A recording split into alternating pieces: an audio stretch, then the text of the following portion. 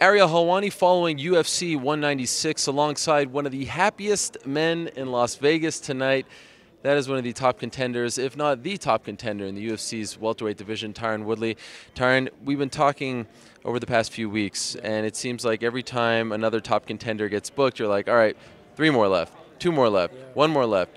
You just watched Nate Diaz beat Conor McGregor, who was threatening your spot in the division.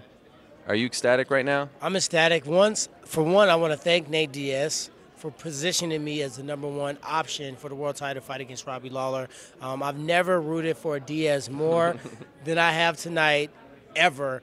He went out there, had a phenomenal performance. It wasn't looking good from early. He went out there. Both guys fought a great fight. And as you said a few seconds ago, it's great the way Conor took it. He had options where he could have jumped in there and kind of made excuses. He didn't do that. But back to the world title, I just feel like, why do you keep looking around? The clear-cut best option is right in front of you. We don't have to fish around and try to find. These guys have become superstars because they've been given opportunities. George St. Pierre, Carlos Condit, Johnny Hendricks, Robbie Lawler, Roy McDonald. What do they all have in common? They've all had opportunity to fight for a world title. Not given anything, just an opportunity. So I feel like I've done enough to be put in that position. I said it a second ago, nobody deserves anymore because there's no measuring stick. There's, semifinals, if you win that, you go to the finals. There's no clear-cut criteria on what it takes to get a world title. So I feel like I should be considered the top option, but I'm not going to say I deserve the title. I feel like after tonight, we should be hearing some news soon about UFC 200, me versus Robbie Lawler. That's what you're gunning for. That's what you're hoping for. That's what I'm gunning for. I had a conversation with Joe Silva and Dana White. I think it was some misinterpretation that I was waiting for a fight. I think it was some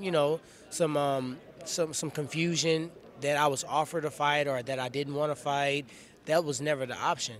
Stevie Wonderboy fought Johnny, and it was a great performance, but I never knew that it was on the table. They wanted me to fight him in February. Why wouldn't I have taken that fight? I wanted that fight. I was going to fight him, not even 100% healed, UFC 189 in July. He didn't want to fight then. Finally, the fight came up. I was ready to roll. I've already prepared. I already got paid as if I won. Why wouldn't I take that fight? So when I communicated that to Dana and I communicated it to Joe, I think it cleared up a lot of things, that I'm not this overly entitled guy that feels like he deserves the world, that I'm just a dude with all kind of kids trying to make money. Did they flat out tell you you're getting the next shot? What did they say to you? They didn't flat out tell me I was getting a shot, but through my manager and through Dan Lambert, it was alluded to me that we were waiting on a date for a competition against Robbie Lawler. So when I thought I was waiting, it was waiting on a date and when he would be ready to fight, not that I was avoiding and not accepting fights. So when those things got cleared up, I think after Nate Diaz beat Conor McGregor, which we all know there's no secret why he was fighting at 170. There's no secret why he was hinting around that, hey, maybe he can go up to 170. Now with that victory and now with, some of that miscommunication cleared up, I think I'm the strongest candidate for the world title right now. There was a familiar face walking around here this evening, George St. Pierre, and he was kind of playing coy about his return and all that stuff. I believe you ran into him as well, right? Yeah, I ran into him, and I've talked to him over several weeks.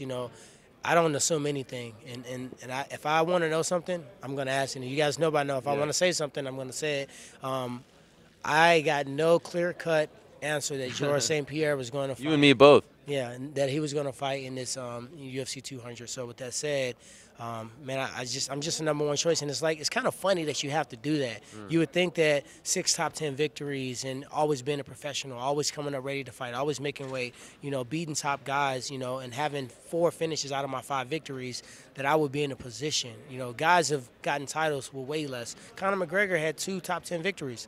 One was, no knock on Dennis Silver, but he wasn't a Dennis Silver in his prime. He beat Dustin Poirier, which was legit, Max Holloway and some other guys, but he didn't beat 6 top 10 guys. And I think that we still have to have some piece of a sport in here, Well, I appreciate the time, and good luck getting the shot that you have been dreaming of. I hope for your sake that you do get it. Keep us posted. You've been doing a good job up until this point. Don't forget about it. I will. Thank you very much.